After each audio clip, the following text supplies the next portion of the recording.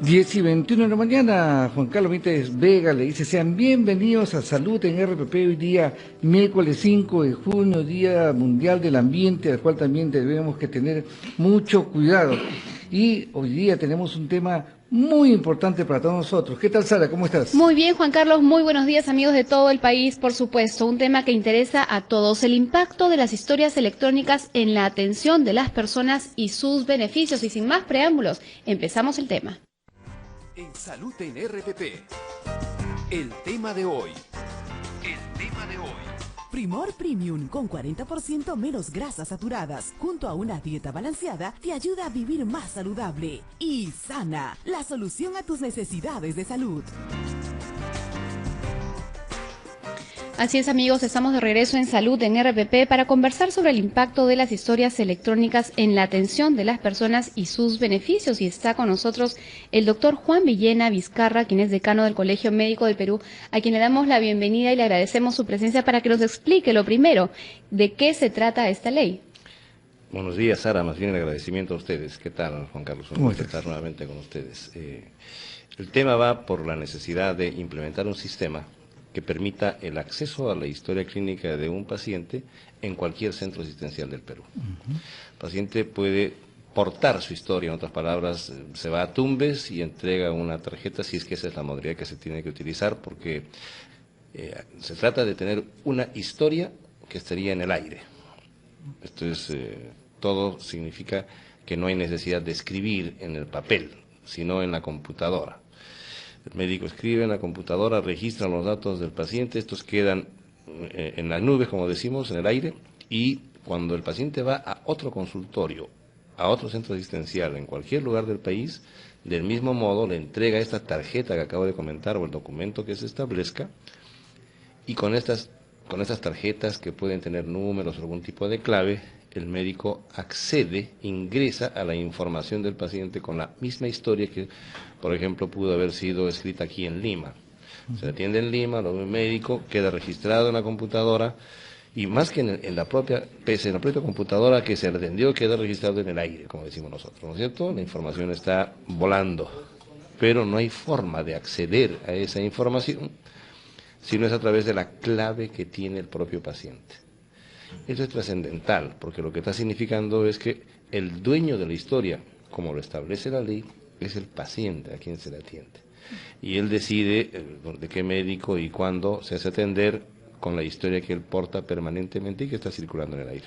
Y ahora, esta ley, que es la 30.024, crea un registro nacional de historias clínicas electrónicas. Ahora, ¿qué beneficio va a tener tanto para el paciente, que ya te están mencionando los beneficios, pero también para la institución, para el médico? Bueno, yo creo que aquí hay que recordar algo. Lamentablemente, muchas veces el paciente se atiende en diferentes centros simultáneamente. Él tiene una historia en el hospital X del Seguro Social y en el hospital Z del propio Seguro Social, el paciente. Quizás en los últimos años, con la comunicación electrónica, ha ido mejorando este registro de atenciones, pero hay lugares, hay regiones donde el paciente se atiende en dos lugares simultáneamente, lo atienden dos diferentes médicos y recibe medicación por la misma enfermedad de manera simultánea, porque lamentablemente algunas veces sucede así. Y si me permite, vienen a Lima por cosas específicas, pero sí en su tratamiento con médico del lugar donde viven. Claro, y además esta simultaneidad en instituciones como el Seguro Social, que es un seguro, ¿no es cierto?, significa un mal manejo de los recursos de alguna manera, ¿no es cierto?, y afectan a la institución. Felizmente que esto es inusual, pero eso puede suceder. Con este sistema es más difícil porque el paciente no va a poder ser atendido en ningún otro centro si es que no está llevando él su propia historia. ¿Y a qué entidades de atención, digamos, afecta esta ley? ¿Esta ley es para quiénes? Ya. En realidad la ley señala que este es un sistema nacional, o sea, todas las instituciones públicas y privadas inclusive. ¿Por qué? Porque como acabo de señalar, la historia no va a estar fija ni es un papel que el paciente lleve de un lugar a otro, sino, por ejemplo, puede ser un sistema de una tarjeta de coordenadas, así se llama, una tarjeta que él porta con unas cifras, unos números que son las claves que tiene el paciente, y con esa clave se accede, así como ingresamos por internet, por ejemplo, a algún tipo de artículo, de revista, de periódico o algún programa, y algunos inclusive tienen un costo, y para acceder a esto que tiene costo uno debe colocar una clave. Del mismo modo se coloca la clave que uno tiene y accede no a la música, no a la revista, no, sino a la historia del paciente, que está registrada del mismo modo que cualquier sistema que haya de esa naturaleza. Y entonces los centros asistenciales, que progresivamente van a ir incorporando esta accesibilidad, van a ser los lugares donde se atiende al paciente en cualquier lugar del país. Significa que estamos hablando de una ley que señala que la historia clínica es tanto manejada pública como privadamente en los centros asistenciales. Y las instituciones, llámese Ministerio de Salud, MINSA, de Salud, Policía, han previsto, tienen previsto cómo va a ser la infraestructura para que el paciente pues verdaderamente tenga el acceso a la historia que estamos comentando, esta historia digital, electrónica, y de repente si viaja a otro lado, también lo pueda hacer ver al médico, por decir, de otra zona. ¿Te parece que comentemos esto luego del siguiente corte? Perfecto. Escuchamos los titulares y luego continuamos en Salud en RPP por RPP Noticias.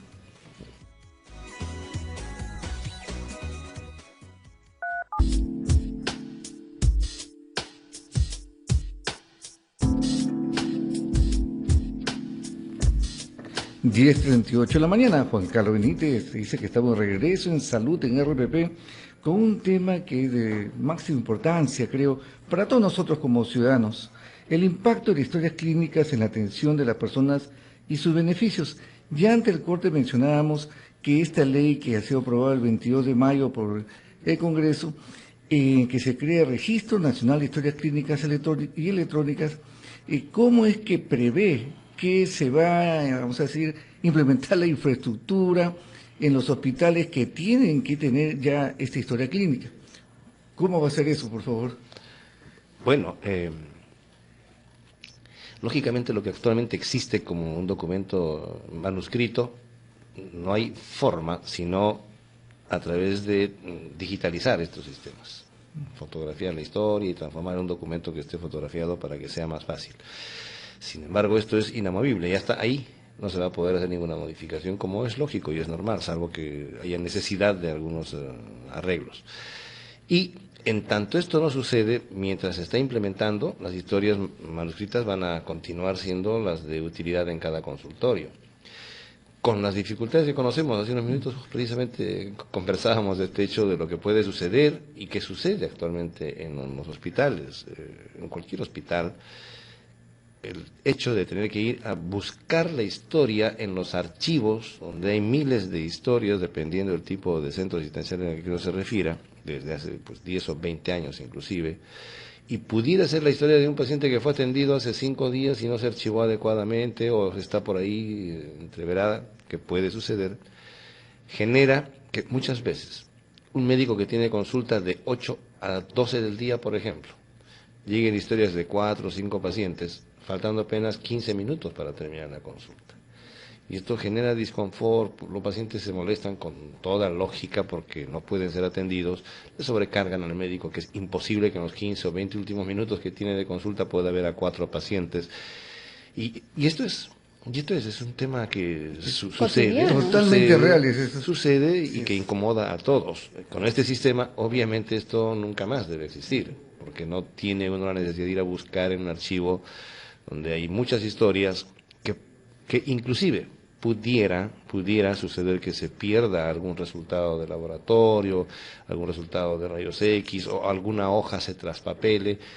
Es factible que eso suceda porque ante tanta documentación pueden haber ese tipo de accidentes, ¿no es cierto? Obviamente que durante la consulta el médico podrá corregir y percatarse de esta documentación inadecuada, pero eso significa también tiempo.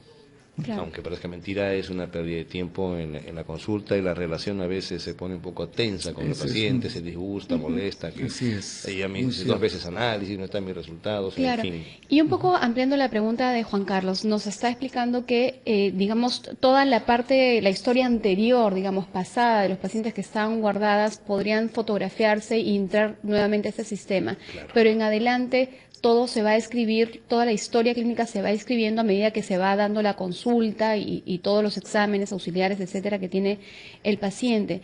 y esto a su vez va a poder ser intercambiado entre diferentes centros de salud en las diferentes regiones del país. Entonces, mi pregunta es, ¿será suficiente tener acceso a Internet dentro de los centros de salud o requieren además otras infraestructuras, ¿no? Porque en Lima de pronto hay muchísimos que están equipados, pero al interior del país... Claro, esto es más o menos, voy a intentar un sistema electrónico que yo no domino perfectamente, pero decirle, por ejemplo, si yo quiero ingresar a algún programa cualquiera, necesito tener el programa en mi computadora.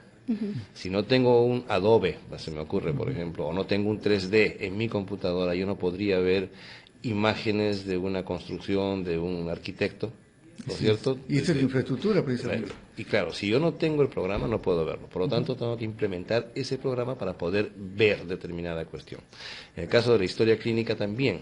La historia es una plataforma, es un documento que entra en una plataforma virtual que debe ser, lógicamente, incorporada en todos los centros asistenciales como, vamos a llamarle, el esqueleto con el cual uno está incorporando datos y escribiendo.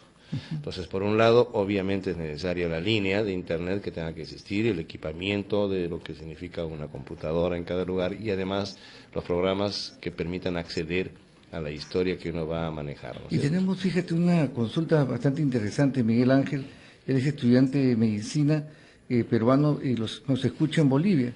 Dice, esta iniciativa es buena, pero ¿cuán seguro será este servicio en relación al manejo de este Tenemos que documento interrumpir, médico Juan Carlos, legal? nos vamos con Walter Reina. Adelante. Amigos, es hora de hacer una pausa y regresamos para seguir escuchando la consulta de nuestro oyente desde el Facebook. ¿Cuál es la seguridad legal de estas historias electrónicas? Ya volvemos.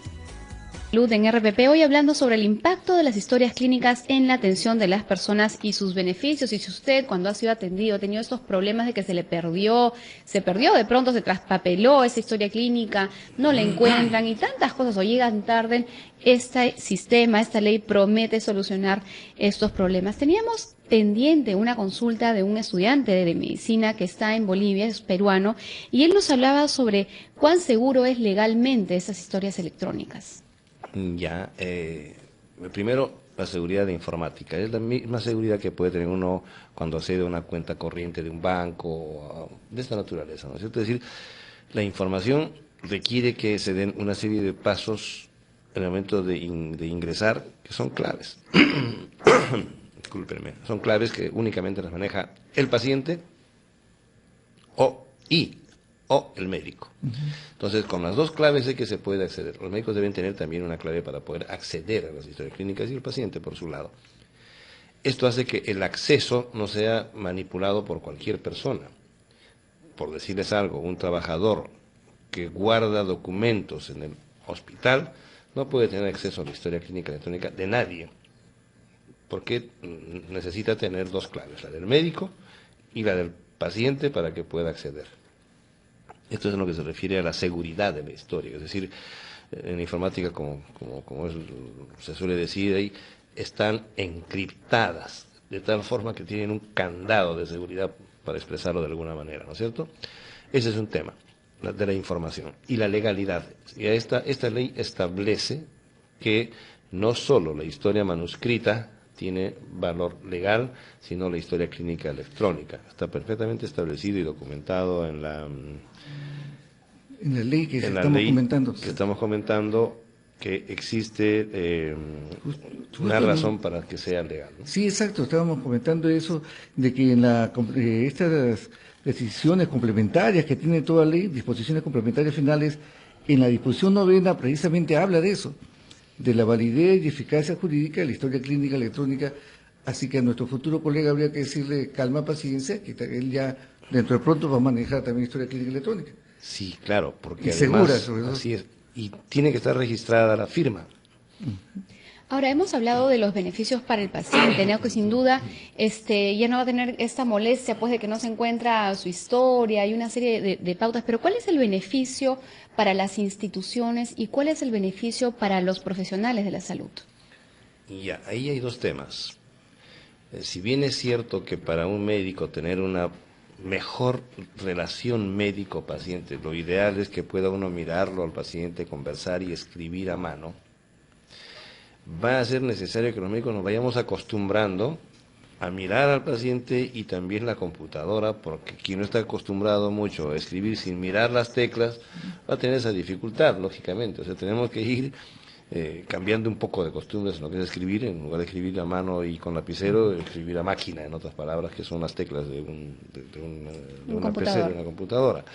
Este es un tema que podría incomodar al inicio, pero que por supuesto las ventajas son enormes. En primer lugar, adicionalmente al tema de la historia clínica electrónica, estamos hablando ahora de telemedicina, donde los estudios, los exámenes de laboratorio, los informes radiológicos, todo aquello que es útil para que esté siendo evaluado mejor un paciente, también estarán comunicándose a través de la línea.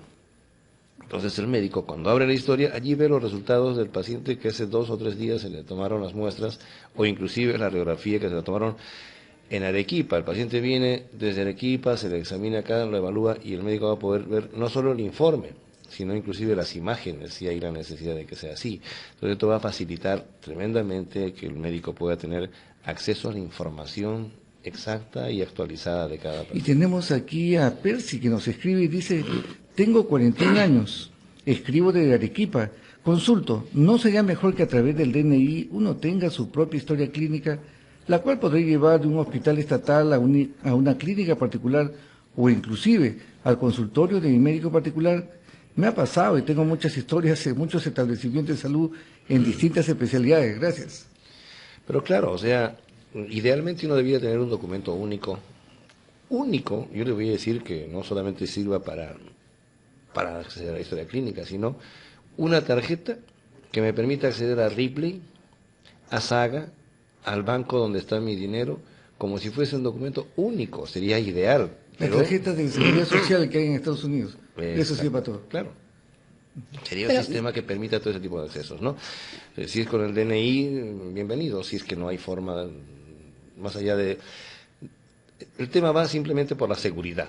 Cómo accedemos a la información y cuál es el mecanismo que se va a establecer. Y ese es un paso que se tiene que decidir, si es una tarjeta, si es un chip, cómo va a ser el acceso a cada historia, ¿no? Ahora, imagino que para las instituciones, empezando solamente por un tema de espacio, sería un beneficio, porque... Y me imagino que los archivos pues deben ser enormes con historias de tanta gente de tantos años además. Van a tener que desaparecer en una serie de ambientes. No, pues eso sería bueno. Claro, por supuesto, sin ninguna duda, ¿no? Un poco saliendo del tema, Juan, pero creo que también es bastante preocupante, es la noticia que hemos tenido hoy día de derrame de petróleo en el río Napo. ¿Cómo afecta esta población que están cerca de ese derrame? ¿Cómo van a ser afectados desde el punto de vista de su salud? Bueno, en principio, si hay una contaminación de esta naturaleza en un río, lo primero que nos preocupamos es qué va a pasar con los peces. De acuerdo. Ya tenemos una dificultad seria. Más de uno de ellos seguramente que van a fallecer por asfixia o por cualquier otra condición. La emanación de gases también puede producir algún tipo de reacción en el ser humano. Entonces, si hay un contacto muy cercano, puede afectar las vías aéreas superiores, me refiero a las fosas nasales, y en algunos casos inclusive puede producir hasta una neumonitis tóxica. No es usual, pero puede suceder, ¿no es cierto? Puede suceder. Yo creo que aquí lo inmediato es evitar el contacto directo con las sustancias, hacer los procedimientos que habitualmente se realizan en el mar, como pasa cuando hay un derrame de petróleo en el mar, y prevenir más bien estas complicaciones que pudieran haber. Yo creo que si ya se conoce el hecho, ya se sabe lo que está pasando y lo que podría suceder, entonces tomar las medidas más inmediatas, ¿no? Muy importante, hay que estar muy atento a lo que nos dicen las autoridades y todos los especialistas técnicos que estarán yendo a la zona para que dan justamente pautas importantes de prevención, ¿no? Incluso sobre la alimentación, si se puede o no se puede consumir estos productos marinos de momento, por ejemplo. Me parece importante porque los técnicos tienen que estar. Claro. Hoy día ya debieran estar allá seguramente, ya están convocados para que den su opinión y hagan las recomendaciones más adecuadas, ¿no? Sin duda, bueno, muchísimas gracias, doctor Villena, por haber estado con nosotros. En verdad, este tema de las históricas clínicas electrónicas va a ser un gran paso. Ojalá que se haga pronto y se pongan las fechas a tiempo también para que eso se pueda dar a nivel nacional. Muchísimas gracias. Muchas gracias a ustedes y como siempre, felicitaciones por el programa. Muchas gracias, Juan. Nos vamos entonces a escuchar.